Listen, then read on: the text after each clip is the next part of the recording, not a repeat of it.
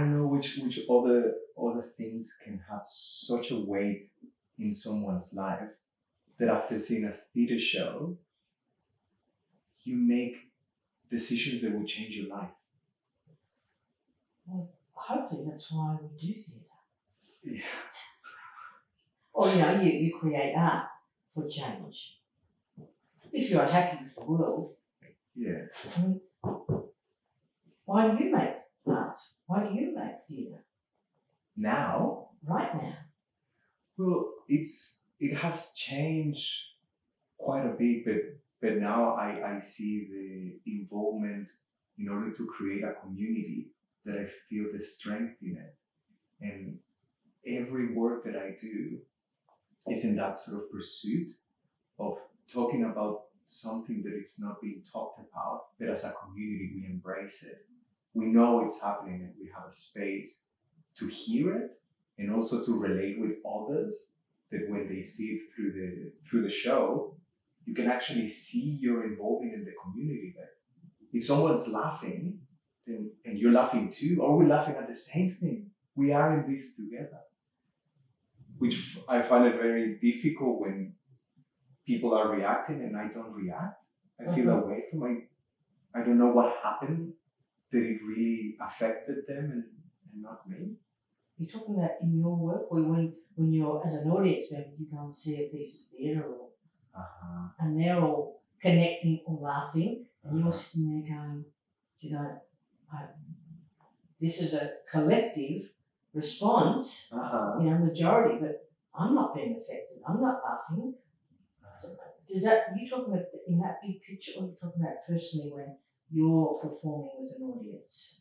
No, in that big picture. It's really discerning, isn't it?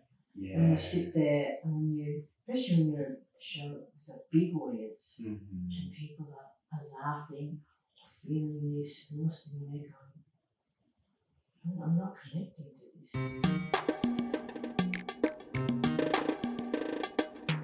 Well, my first experience was when I got fully connected emotionally, head, heart, gut, with one of our favourite theatre makers.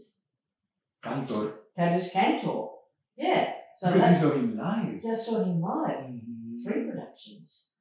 You saw 3 productions live? 3 productions, yeah. Dead Class. You see Virpole, right? Yes. Yes, it was in London. And then I went and saw the last production.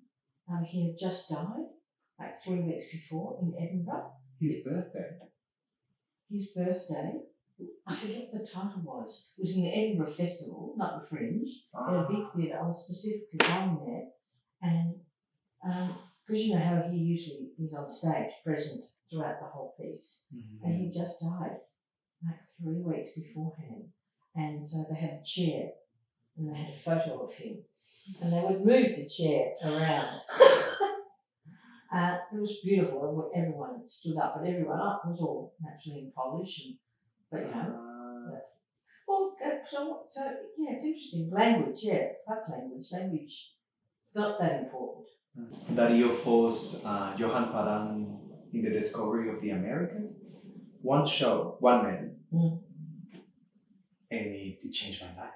I remember as a 14-year-old boy, I was just looking, and I couldn't stop looking at everything he did. It was so marvelous, so fascinating, that I remember getting out of that theater and just remember, this is the only thing I want to do. And that was it. There was nothing else from that point I could think that it was not in relation of how to become an actor. And in Argentina, the second moment happened, they changed my life into what I do now. Another one-man show, The Night Before the Forests by Bernard Marie Cortés, being performed by Mike Amigorena, which this was a guy quite famous that I used to see in the sort of telenovelas of Argentina, so a lot of TV. And I couldn't go see this show because it was so expensive and I was pretty broke as a student. And I went there and I can still see the imagery in my head. after 15 years, that show still resonates in a very deep part of myself, that made me change all the things that at that moment thought about theater and started to align it into more like a physical practice. Was he physical? He was incredibly physical. One of the movement assistants was one of the dancers of Pina Bausch. Oh. In fact, someone was actually saying, be generous to me. So I stood up and was clapping, but I didn't like the work. The work didn't penetrate. Yeah. But I felt like I'm being mean. I've got to support this. It's a community. It's not about how good it was. Big deal if I didn't like it. Mm-hmm. You know what I mean? It's very funny that you use the word penetrate, because one of my dearest friends back in El Salvador, that I used to, he changed a lot of my views in theater. Like we collaborated for a number of years, doing a lot of work involved with the ceremonial aspect of theater. Like we were always addressing work as a ritualized aggression, we said. And aggression. Yeah. And he always used, he said this beautiful phrase and said, if humans have 5 senses, the only sense that the actor has is the touch, but more the touch is the penetration of the touch. So you penetrate with the gaze. Yeah. You penetrate with the smell, with the words. So you're always penetrating. Yeah. I say this phrase, a lot of people say they don't quite like it, but I say, I go to the theater to change my life. I'm always expecting getting out of the theater and understanding something, but also to feel revolted. I remember of this show, I went out of the theater and this lack of breath and feeling, what's happening? I felt repulsed and joyful and quite ill, but also so alive. Such a weird feeling. Yeah, it's interesting because you go, why do you create theatre and why do I create theatre? Because there's still hope that the plates can shift, there can be change. You know, to entertain, we go, yes, we're entertaining an audience, yes. It's good to entertain, it's good to make people laugh, to engage people, but isn't it, the next step is the work shift something in human beings, in the community around us. Not just cerebrally, but something deep, That's what you aim for. And there's nothing wrong with entertainment. Like etymologically, entertainment, it comes with the words entre, that entre means in between. So entertainment is to hold you in between in a state of surprise, but the surprise also has another etymological term that means to hold you as a prey. So you as an actor on stage, you're entertaining in order to hold the audience as a prey, that with that expectations, then you can build something out of that. Because you're in that state of awareness. Openness. I love that. So if you just have the objective, or my objective is just to entertain an audience, you've got them, they're in that little state, then what? So close. Then I started, and that's how this beautiful misery of becoming a writer has started. It is, because it's so insular. It's such a different thing. And it goes into, like, I remember sharing one of my first writings. It was a worst feeling of being naked on stage. I remember the feeling before, it's big. But sharing my writing, fuck! Especially because you're writing, but it's different because you are imagining, or are you being judged just on the writing, or is it connected with when you're writing, but when you're writing, do you imagine the work that you're going to create to bring this alive? I imagine the life. I don't imagine the work on stage. I imagine it in the fictional world. Right. Uh-huh. And I had this beautiful teacher called Edgardo Dib, who also helped me with my writing process. He said, some teachers don't realize how poetic they can be. And he said that you always need to find the metaphorical paradox of your imagery, because that's what's going to give you stories. Nice. So and I went, what do you mean a metaphorical paradox? And said, like, okay, imagine a boxer, like someone with gloves. What story comes out of that? And I go, oh, okay, it's someone in a ring.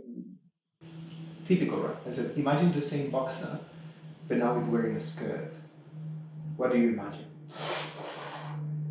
Because it's so... And then he said, always look for imagery that will help you give stories. A man on a black suit, completely wet, full with sand.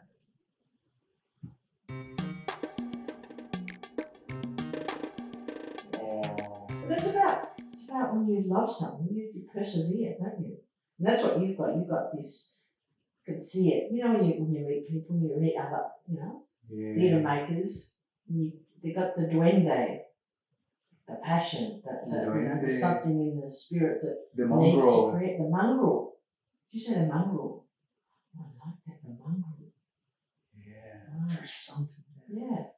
Yeah. My family bred greyhounds.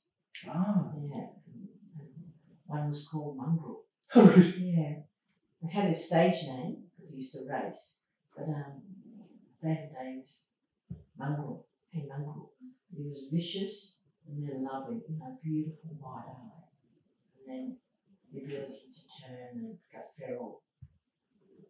Mongrel, it's a good name for a theatre company, isn't it? Mongrel Theatre Company. Or there's a show there. Yeah, mongrels. Dogs. And I do love dogs. Did you see Savages? No, but I read it. Yeah. Very good writing. Yeah. Very good. And I saw some snippets of the video and It starts off their dogs, 4 men. Mm-hmm. 4 men who commit a terrible crime.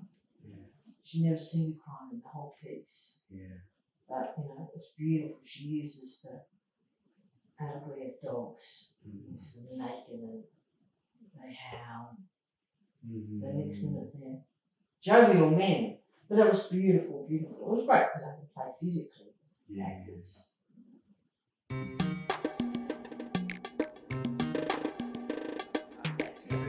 What I really love about your shows is that you focalize the work of the actor, and everything else is so good, but it's in relation to the story that they're telling. Yeah. So every sort of light that comes, or music, it comes. It's got to serve serve rather than we serve that. It's the other way around.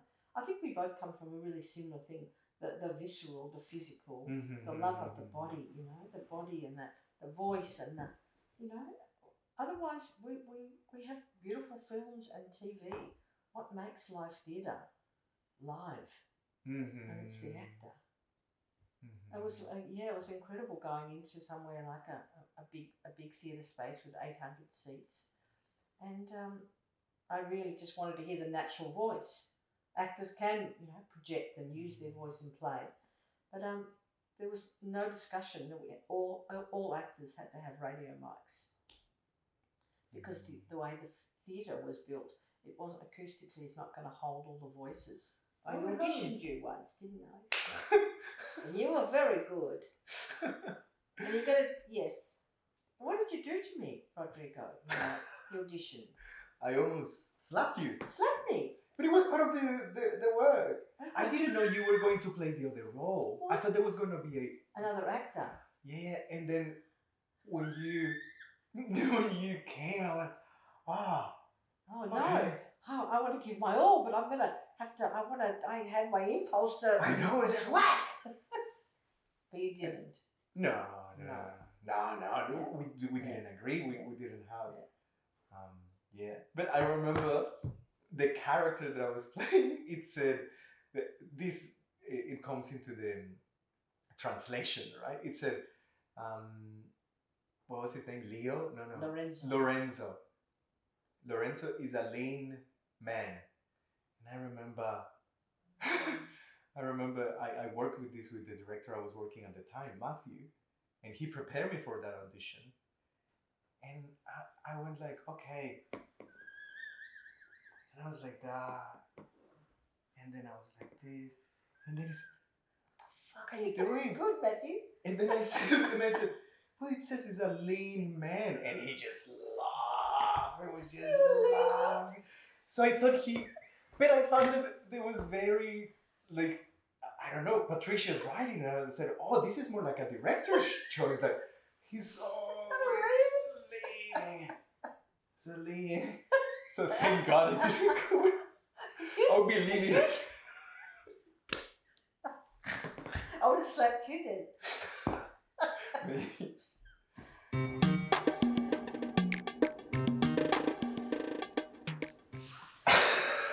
Thank you so much. This has been so lovely. I like to talk. We're doing good work. You do beautiful work. This is good. I'm so happy that you've got another season. This is good. Yeah. And I have to give you my second written show, the one, it's called In the Name of Football, or The Perfect Equation Between Alcohol and Victory to Say I Love You. I love it. It's good. I'll send it. And then this. This is good. When is that going to happen? I don't know if I can make it. Like with these two works that I'm doing, I don't have time. But the future, next year. Yeah, definitely. I look forward to it. You could do it. Look at your face.